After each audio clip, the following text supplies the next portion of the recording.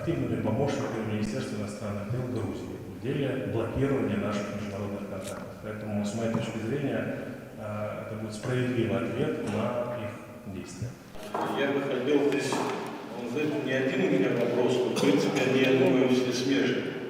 В первую очередь, выслушав мнение наших друзей, коллег, министров отраслевых, хотелось бы узнать, вот везде прозвучала мысль, что мы не можем до конца разобраться и проконтролировать, на что выделяются средства, да, и как они используются, точнее, если говорить. Мы знаем, что существует некая отчетность и в МИДе, и в Минюсте, да, какие-то документы все-таки подаются.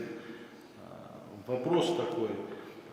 Все время говорится, что не гуманитарные организации будут подвержены этому закону, а те, кто занимаются политикой. На сегодняшний день можете назвать одну организацию или там, частное лицо, чтобы мы для себя понимали, они к нам приходили, говорили, есть фобии, что это будет потом изменены какие-то нормы, и туда будут подпадать и другие люди. И вот хотелось бы услышать пример кого-то или организации, или отдельного физического лица, например, кто это сегодня занимается именно политической деятельностью, получая, да, финансирование вот из этих всех фондов. Следующий вопрос. Есть ли такая возможность у нас узнать этот вопрос, проект закона, он есть в так называемой гармонизации законодательств Абхазии и России? Если есть, то для меня примерно все очевидно и понятно. Мы тоже понимаем, что творится в мире, в какой ситуации сейчас Российская Федерация. Здесь двух мнений быть не может, это мы принимаем. Просто хотел узнать для себя, есть ли этот вопрос в этой программе. И еще, значит, вот в Российской Федерации иностранный агент, точнее по-другому скажу, гармонизация законодательств, мы принимаем наш закон про иностранного агента.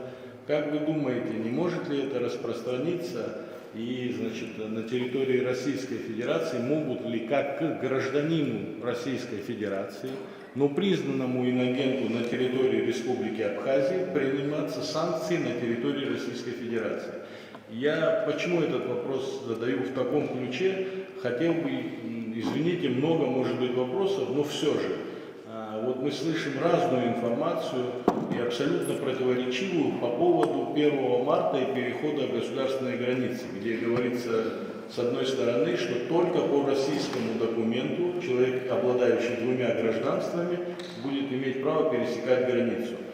Вот в этом свете хотелось бы понять, не просчитывали ли вы риски принятия такого закона здесь, что человек, имеющий два гражданства, будет потом привлекаться на территории Российской Федерации, уже как абхазский иностранный агент. И если честно, я услышал, да, я, кстати, не ожидал, да, что вот Россия партнер, а здесь вот агент, потому так приняли, да, такой термин. Для меня, мне этот термин абсолютно не нравится, я честно говорю, и знаю, что большое количество людей в Абхазии считает, что агент это сродни предателю Родины, да, который служит другому государству.